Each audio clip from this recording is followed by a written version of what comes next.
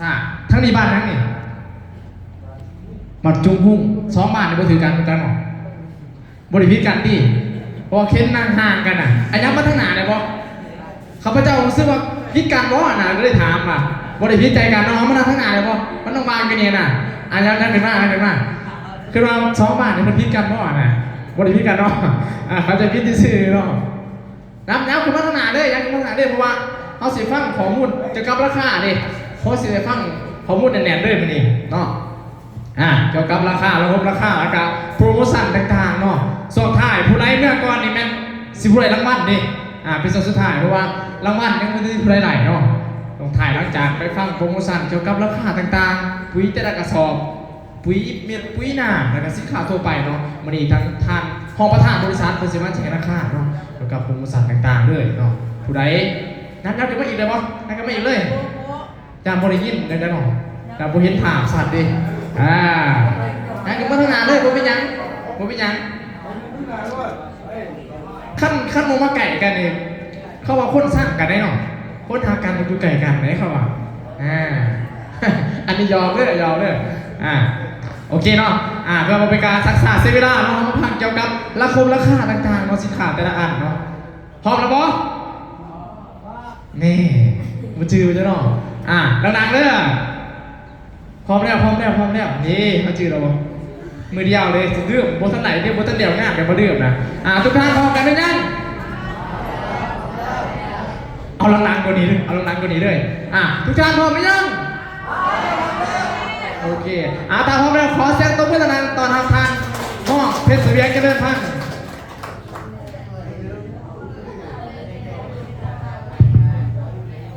ทัวร์สบายดีเป็นทางการเนาะถือว่าหอดเวลาสุดท้ายเนาะเขามาเบิ้ลหรือเปล่าทางนอกเขาเบิ้ลหรือเปล่าผมว่าเขาเจ้าไปแต่ละบอลนี่ต้องเด็ดแจกอย่างเดียวเลยเนาะข้าได้ถึงเวทีต้องแจกอย่างเดียวเนาะเพราะว่าสโลแกนคือให้โมเมนต์ให้มีน้ำตาเลยตัวนี้ให้ของรางวัลเนี่ยหลากหลายว่าซะเนาะขณะยืนทางนอกยังมีน้องอื่นกันเข้ามาเนาะเพราะว่าขั้นอยู่ดีทายหมวกโมเห็นหนาเป็นเขาจะบ่ให้เด้อมันจะมีรางวัลให้เนาะพวกเขามองงานทั้งหมดนี้จนทอดตลอดสดแจกว่าซะเนาะพี่จะได้ฟังข้อมูลมาดิเตรียมบ่เรื่องปุ๋ยครับครูเตรียมบ่เตรียมเนาะเรื่องสุขภาพดิคักอยู่บ่ถูกต้องหรือผิดความจะเป็นดูนอกเกิดขึ้นเสื่อมโรคได้รับไปมันทุกคนได้เจออยู่แล้วเนาะตัวนี้ปุ๋ยคือกันเนาะซื้อมาไปกินปุ๋ยไปกินบ่ว่าตีซื้อไปกินเองเนาะ ซื้อปุ๋ยนี่แม่นพืชกินเนาะซ่านว่าเวลาพืชกินให้ถือใจไผเวลาพืชกินซื้อปุ๋ยไปให้ถือใจไผต้องถือใจพืชเด้อทุกท่านเด้ออย่าให้ถือใจตัวเองเด้อเพราะว่าเวลาวานไปให้พืชกินเขาบ่ได้กินเนาะซ่านว่าซื้อในสิ่งที่มันต้องการแล้วมันเสียผลลัพธ์เขาได้หลายที่สุดเนาะสำหรับข้อมูลบริษัทว่าเตรียมเนาะเขากับว่าตัวใดที่มันดีก็เก็บกำไปน้ำใส่เนาะตัวใดที่ดีก็ตัดทิ้งไปเนาะเดือดสุขภาพด้วยกันตัวใดที่มันสามารถเอาไปน้ำใส่กับครอบครัวเฮาเนาะการจะเป็นรุ่นต่างๆเนาะสามารถเอาไปรับไปแก้ไขในทุกหนักได้เนาะทั่วส่วนนี้ก็เป็นเขาจะแจกราคาให้ทุกท่านนะครับผูกเนาะพร้อมจะพักหรือยัง3 คนเท่านั้นวันนี้บ่พร้อมนี้ล่อถ่ายกันดิพร้อมหรือบ่พร้อมได้ครึ่งนึงเอาไปก่อนพร้อมหรือพร้อมพร้อมหรือยังเบอร์ 2พร้อมหรือยังพร้อมหรือยังพร้อมหรือพร้อมยังซ้ำเก่าอยู่ว่าแท้งเอาขันหอกแห้งเดี๋ยวสิแจกปุ๋ยพุทธสอบพร้อมหรือพร้อมยังไงแต่ครึ่งสอบทั้งนาสิได้พุทธสอบไปนี่พร้อมหรือพร้อมโอเคบัดนี้เนาะเรียงเอาตอนถ่ายเนาะโอเควันนี้เขาสู่แจกราคาเนาะแจกราคา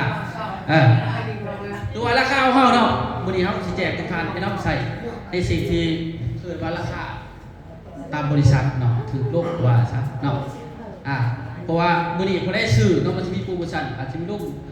เที่ยวปีใหม่เฮาเนาะเพื่อแพร่คำพ้องเนาะมีการเรียกงานเรียกต่างๆของบริษัทเฮาจะจัดขึ้นเนาะบ่ได้ซื้อจับจองมื้อนี้มีโอกาสได้ไปร่วมบริษัทเฮากันเนาะว่าเบิ่งราคามื้อนี้เนาะราคาของเฮาเนาะก็คือปุ๋ยเม็ดเนาะตามปกติแล้วถ้าตามแจกการของบริษัทเฮาสอบหนึงมันจะถึงอยู่สอบ 1,300 บาทจะเท่ากับประมาณ910,000ประมาณนี้เนาะแพงคือถือแพงบ่แพงจะอาหารหาโมครบได้ทุกท่านเด้อ16 20 46 00 16 88 15อยู่นี่ก็สอบเดียวเฮาได้ทานซื้อ4ก็สอบเท่ากับสอบ1เฮาแพงคือถือทานขึ้นว่าถือเนาะเขาพเจ้าว่าถือเนาะแต่มื้อนี้บ่ขายปานนั้นดอกเนาะมื้อนี้เฮาสิให้นอกจากราคา900,000ราคา 1,300 บาทมื้อนี้เฮาจะให้ราคาลดลงกว่าทางประธานเพิ่นแล้วก็คณะทั้งผู้จัดการทั้งคณะทำงานเฮาจัดเนาะกับการจัดตั้งเมืองเพิ่นเนาะก็คือทางทานของการเกษตรกรรมเพิ่นเนาะมาห่วงมื้อนี้เฮาใช้ราคาแบบเป็นกันเองแบบพี่แบบน้องแบบได้ทำใช้ว่าซะเนาะเฮาให้สอบนึงราคาเพียงแต่600,000เท่านั้นเด้อซื้อมื้อนี้จับจองมื้อนี้ได้เลยเนาะราคาส่ำนี้เด้อใส่ได้ครบของเฮามี17ถาดสารอาหารครบได้หันเลยเนาะอาหารหาหมู่เนาะครบได้หันเลยเนาะของปุ๋ยตัวไปมีอยู่3อาหารที่เป็นหลักเท่านั้นแต่ของเฮานี่มันมีอยู่17อาหารนอนอยู่ในสอบเดียวรวมสูตรไปแล้วเนาะแสดงหาผ่านทุกท่านเนาะสอบนึงไอ้มื้อนี้เพียงแต่650,000 กีบเนาะแต่ว่ามื้อนี้ผู้ใดซื้อ1 ตันเนาะ1 ตันนี่เฮาจะให้ราคาเพียงแต่1 ตันมีแยกสอบทุกท่าน1 ตันมีแยกสอบจักสอบ20 สอบมีแยกตันโอ้จะตอบสายแสดงว่าโอเคไล่ขึ้นกันเนาะ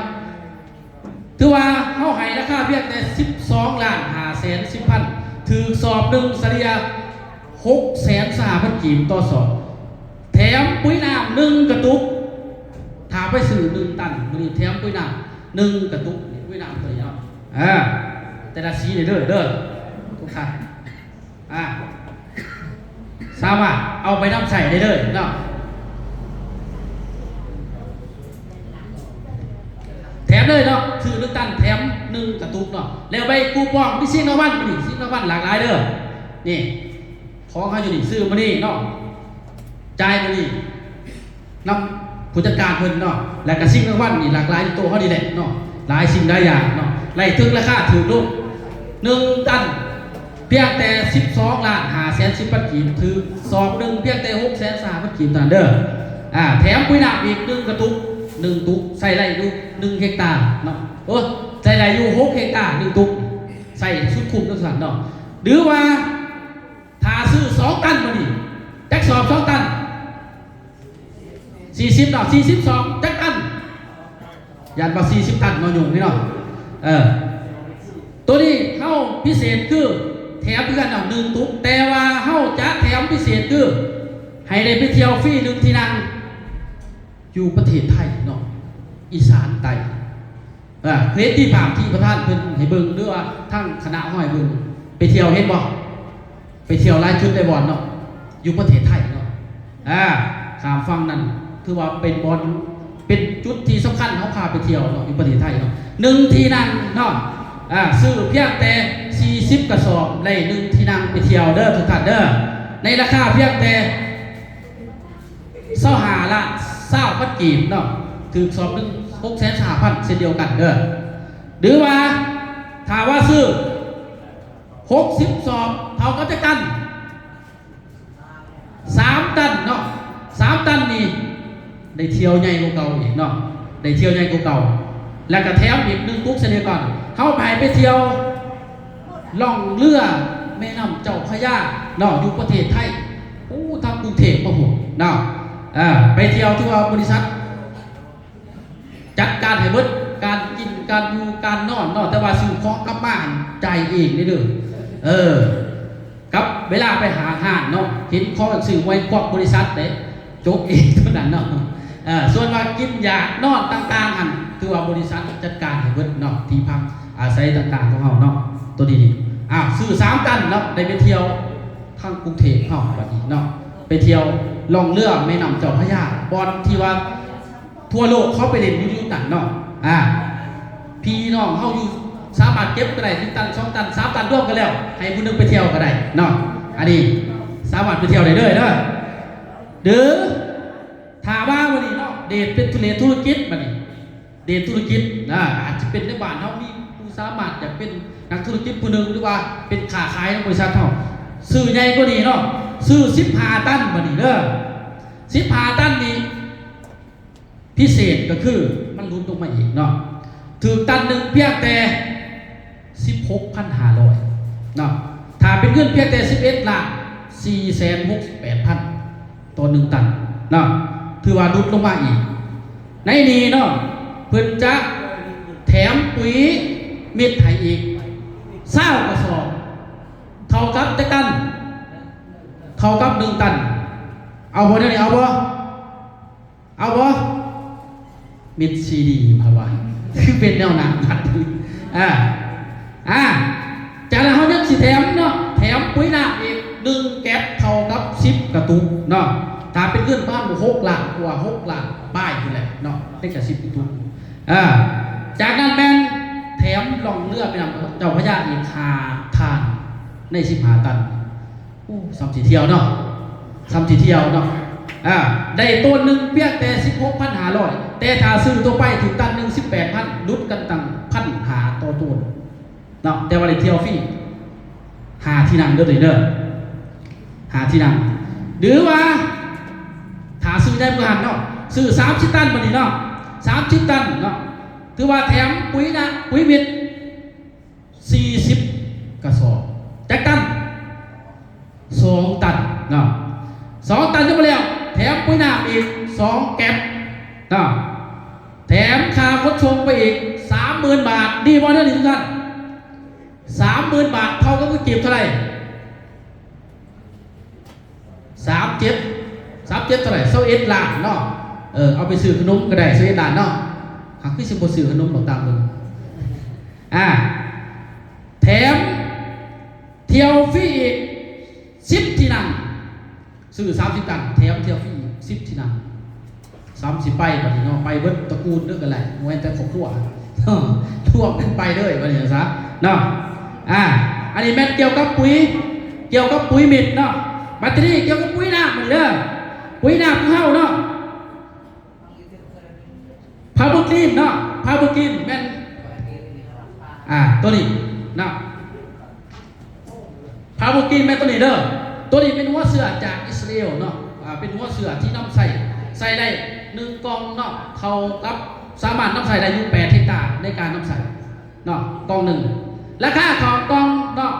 มันจะเท่ากับ 2,700 สหบาทเนาะถ้าเป็นเงินกีบเฉลี่ยแล้วประมาณ1,900,000ไปนิดๆโอ้นิดๆเนาะในตัวนี้เนาะจากนั้นก็คือปุ๋ยน้ำเฮาอีกเนาะตัวนี้ปุ๋ยน้ำสีตัวไปเนาะตัวนี้แม่นราคา1,210 บาทประมาณ800,000กว่านิดๆคือกันเนาะแต่ว่าวันนี้เฮาจับคู่ให้เด้อ2อันน่ะ2อันนี้ราคาเพียงแต่ถ้าว่าเป็นเฉลี่ย2ราคานี่เขามาถึงอยู่2,782,000แต่วันนี้เฮาขาย2,782,000ขายเพียงแต่1,100,000กีบ2อย่างจากราคา2,700,000แต่มือเดียวแล้วทุกท่านเด้อบ่แม่นมาทิ้งงานไปเลาะไปเวลาเขาไปขายอยู่ท้องเกิดว่าท้องถิ่นนั่นแหละว่าทางอาจารย์เพิ่นแจ้งมื้อนั้นคือว่าราคาซ้ำนี้บ่แม่นทางที่ตัวเขาบ่จักบ่แม่นเด้อเฉพาะมื้อนี้เท่านั้นทุกท่านเนาะให้เข้าใจเด้อคำว่าเฉพาะมื้อนี้เด้อนอกจากมื้อนี้ก็เป็นมื้ออื่นแม่นบ่แม่นราคาอื่นเด้อแม่นราคาตามที่เขาขายว่าซะหรือว่าบัดนี้เนาะถือว่าโซนี่สามารถจับคู่ได้เนาะจับคู่ได้แต่ละอันเนาะตัวนี้จับคู่สีแดงก็ได้เด้อจับคู่สีส้มก็ได้เนาะราคา1,100,000เดียวกันเด้อจากราคา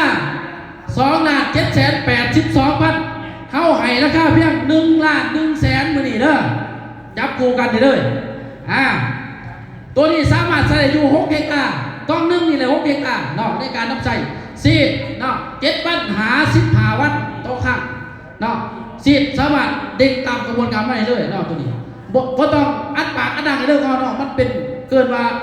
หัวเชื้อที่บ่มีสารพิษของเฮาเนาะตัวนี้บ่แม่นเคมีอันตรายเนาะต่อมาเนาะก็คือ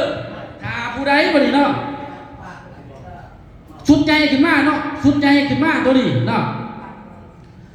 พาวเวอร์กินอาจารย์พาวเวอร์กินบวกสีนี่สีแดงอะไรแล้วก็สีเขียวอะไร3ตุ๊กป่ะนี่ถ้าเป็นจังซี่3ตุ๊กสุว่า3ตุ๊กเนาะตัวนี้มันจะถึงราคาเนาะรวม3อย่างนี่มันถึงอยู่4,532,000แต่มื้อนี้เฮาขายเพียงแต่1,750,000เฉพาะมื้อเดียว1,750,000เนาะ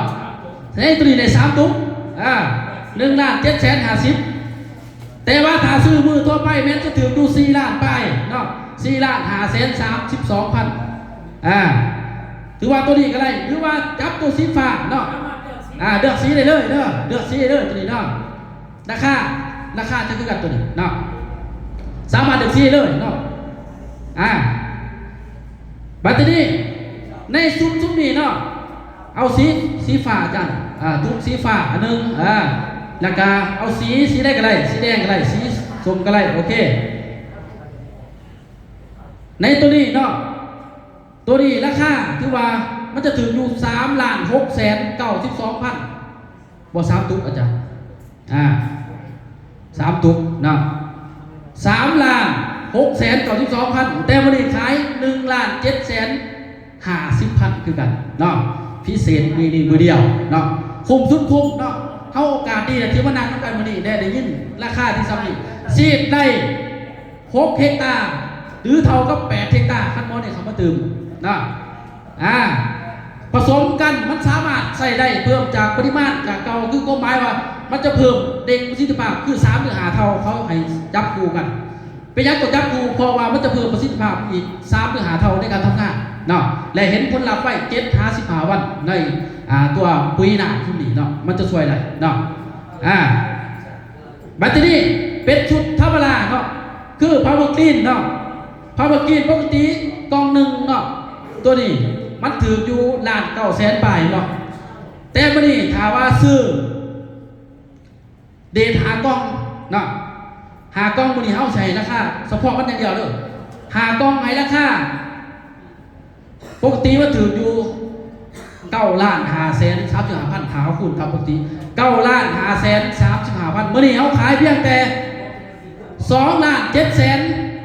2,711,000 กีบเด้อ5กล่องได้5กล่องตัวนี้เนาะ5กล่องตัวนี้หรือแบตเตอรี่ถ้า10กล่องมื้อนี้เนาะ10กล่องเท่ากับ19,070,000 กีบแต่มื้อนี้เฮาขายเพียงแต่6,255,000เนาะถ่าย10กล่องเด้อหรือเด็กในกว่านี้เนาะ30กล่องเนาะ30กล่องราคา57,210,000 กีบแต่วันนี้เฮาขายเพียงแต่10,430,000ได้30กล่องเนาะได้30กล่องแสดงว่าเฮายังมีให้พิเศษอีกคือได้ไปไล่เที่ยวอีสานใต้อีก1ที่นั่งถาว่าซื้อสุด30กล่องตัวนี้เด้อ30กล่องตัวนี้ราคา50 กว่าล้านแต่วันนี้เฮาให้เพียงแต่10,425,000 กีบตัวนี้เนาะไปขายกันเลยกับได้เช่นเดียวกันเนาะราคาสามารถนำใส่ได้จากพืชพันธุ์นานาการเท่าเนาะในท้องถิ่นเท่าเด้ออันนี้แม่นเกี่ยวกับตัวปุ๋ยมือนี้มือเดียวแล้วทุกท่านเด้อบริษัทมาเองเนาะแล้วก็ร่วมกับภาครัฐคือองค์การเกษตรกรรมเพิ่นนี่ร่วมกับบ่นี้เฮาจึงให้ราคาที่สัมผัสได้เนาะสามารถเอาไปทดลองใช้ว่าซะเนาะในราคาซุนี้แบตเตอรี่มะเข้าโตสุขภาพเฮาบ่นี้เนาะไว้จักหน่อยเดี๋ยวจะคอยสอบถามกับทีมงานเฮาตื่มเนาะถามบ่เข้าใจกาแฟ YM เนาะบ่นี้กาแฟ YM เฮากาแฟ YM เนาะปกติถุงหนึ่งมันเท่ากับ350 บาทราคาเจ้าเท่าถ้าเป็นเก็บคืออยู่245,000คัดเฉลี่ยบ่ผิดเนาะ245,000แต่มื้อนี้เนาะเอาลองไปกินเบิ่งเนาะเพื่อสุขภาพถ้า ซื้อ1ถุงเนาะแต่มีใบคูปองเด้อถุงละใบได้เด้อใบคูปองกูซื้อละวันเนาะ1ถุง140,000มื้อนี้เด้อพิเศษจาก245,000เฮาให้ถุง140,000เนาะแต่ถ้าซื้อ3ถุงเนาะเฮาจะให้ราคาเพียงแต่400,000กีบเท่านั้นเนาะเด้อซื้อ5ถุงเนาะได้อยู่ราคาเพียง650,000กีบหารเอาเด้อถูกเท่าไหร่นี่ถือลงกว่าเก่าว่าซะเด้อซื้อ10แถม2ราคา1,530,000กีบเนาะได้10ใบคูปอง10รางวัลนี่เด้อบางเทื่อถือรางวัล10ใบถือ10เทื่อก็ซ้ำสิคนของขวัญมาเนาะเมื่อบ้านเฮาว่าซะเนาะนี่ราคาที่ว่าทุกกลุ่มแล้วเด้อทุกกันเด้อไฮไลท์เฉพาะมื้อนี้แต่เขาลงพื้นที่ไปขายบ่มีราคานี่เด้อจากราคา245,000เขาอาจจะขายราคา200,000ก็มีพอมึงจะคอยลงใส่แต่มื้อนี้บริษัทเองพร้อมเดือนกับภาครัฐเฮาให้ราคาไปลงสัมพันธ์หนึ่งเนาะเพื่อมีการบอกเราเนาะหรือว่าบัดนี้อยากเอาเป็นเรทในการซื้อราคาใหญ่เพื่อให้ราคาลดลงเนาะซื้อ1ชุดใหญ่เนาะซึ่งชุดใหญ่88ถุงเนาะ88ถุงในราคา9,730,000 กีบแต่ว่าวันนี้แถมให้อีก12ถุงเป็นเท่าไหร่88บวก12เป็นเท่าไหร่100เนาะ100ถุงตัวนี้แม่นเฮาจะแถมลูซี่นี่1กล่องเด้อลูซี่1กล่องอีสานเด้อตัวนี้ถ้าบ่ได้ซื้อตัวนี้เนาะแล้วได้ไปเที่ยวอีสานใต้1ที่นั่งเนาะคนใดมีความพร้อมจะไปเที่ยวจะไปเปิดหูเปิดตาซื้อกาแฟไปราคาถึงราคาในสุขภาพพร้อมแล้วก็ได้ไปเที่ยวพร้อมเนาะแล้วก็หมอลูซี่นี่แม่นดีต่อพวกมดลูกพวกตุกขาวบ่ผู้ชายก็แม่นต้องลูกหมากเนาะเหี่ยวกระปิดกระปอนเนาะใส่งานบ่อยากบ่สะดวกแม่นใส่หมอนี่ช่วยได้เลยเนาะแล้วต่อมาแม่นเลดพญาอินทรีย์นี่เนาะไปไว้จังหน่อยอินซี่เฮาเนาะอินซี่เฮา1กล่องเนาะราคาปกติเนาะราคา890 บาทเนาะ890 บาทแต่มื้อนี้เฮาให้เพียงแต่ราคาเป็นกีบ490,000 480,000เป็นราคาที่ไปลองกินเบิ่งเนาะพวกเจ็บปวดกระดูกเนาะพวกเจ็บตามคอเส้นเอ็นจังซี่เนาะพญาอินทรีย์ตัวนี้มันจะสวยได้กล่องนึงมีอยู่6 ขวดตัวนี้เด้อกล่องนึงมี6 ขวดปวดตามคอตามขาตามกระดูกกระเดี่ยวเขานี่เนาะบ่เฮ็ดเวียกกับปวดเฮ็ดเวียกกับปวดพญาก็แม่นปวดไว้พญาก็หมอนี่สวยได้เบิดว่าซะตีนจังมือล็อกจังซี่มันหมอนี่สวยได้เด้อปวดเส้นเอ็นต่างๆลุกขึ้นแล้วก็เจ็บแอวแล้วเนาะย่างไปแบบกงหลังไปสิหมอนี่สวยได้เนาะมันจะสวยได้เกี่ยวกับพวกกระดูกพวกระบบเอ็นเนาะพวกคอพวกน้ำคอที่มันหลักก็แก๊กที่มันบ่มีน้ำบ่เรียงหมอนี่มันจะไปช่วยเนาะได้ไปช่วยตรงนี้เด้อตัวนี้เนาะกล่องนึงจะได้อยู่ราคา480,000 กีบเฉพาะมื้อนี้เด้อเฉพาะมื้อนี้เนาะแต่ถ้าซื้อเป็นชุดใจ30 กล่องเนาะราคา16,500ถึงอยู่11,468,000 กีบเนาะในนี้จะได้ไปเที่ยวอีสานใต้1ที่นั่งเนาะในราคาถึงเป็นเก่าเนาะแล้วแถมรูซี่เนาะรูซี่1 กล่องเด้อดีต่อสุขภาพยิ่งและชายเฮาเนาะพวกตกเขาเนาในมีกลิ่นเหม็นจังซี่เนาะผู้ชายก็แม่นพวกเหี่ยวกระปิดกระปอนบ่ฟุ้งมาซะเนาะแล้วก็มีปัญหาเกี่ยวกับต่อมลูกหมากแม่นหมอนี่ได้เด้อเนาะรูซี่เนาะตัวนี้มันจะช่วยได้เด้อต่อมาเนาะก็คือเฉพาะรูซี่มันเองเนาะตัวนี้ราคา690 บาทเนาะตัวนี้ราคา690 บาทเนาะประมาณ4-5 แสนใบนึงเนาะ5 แสนใบนึงเด้อทุกท่านเด้อตัวนี้เดี๋ยวทางผู้จัดการเพิ่นแจ้งให้ตื่นไปตัวนี้เนาะแล้วตัวสุดท้ายเนาะตัวสุดท้ายคืออินซีเนาะผู้ใดที่เจ็บกระเพาะเนาะปวดเกิดมากดได้ยอดเนาะกดได้ยอดกินแล้วเอื้อมซุ่มเนาะหรือว่าพวกที่ท้องฟูดบ้าซะท้องตึงจังซี่เนาะหรือว่ามันบ่สามารถเฮ็ดได้แบบขับถ่ายตัวเองได้ง่ายขึ้นหรือว่าออกมาคือว่า กดแก๊สในท้องน่ะเนาะกระเพาะประสาทกระเพาะลมกระเพาะเกิดมาระบบเกี่ยวกับลำไส้ต่างๆส่วนนี้มันจะช่วยได้เด้อพวกนี้มันจะช่วยได้เนาะกินแล้วพวกปวดเกิดว่าปวดที่ให้ขึ้นมาลงดูสิเนาะเกิดมากระเพาะประสาทย่ามเป็นย่ามไหนนี่จำเป็นต้องไปบีบนวดขั้นบ่บีบนวดซ้ำผีเข่าเจ้าศูนย์สนั่นต้องไปนวดเพื่อยังเอื้อมออกเลยพี่แห้งอันนี้คือกระเพาะเนาะมันจะช่วยซุ่มนี่เนาะตัวนี้กล่องหนึ่ง100,000 กีบเนาะขวดหนึ่งเนาะแต่ว่า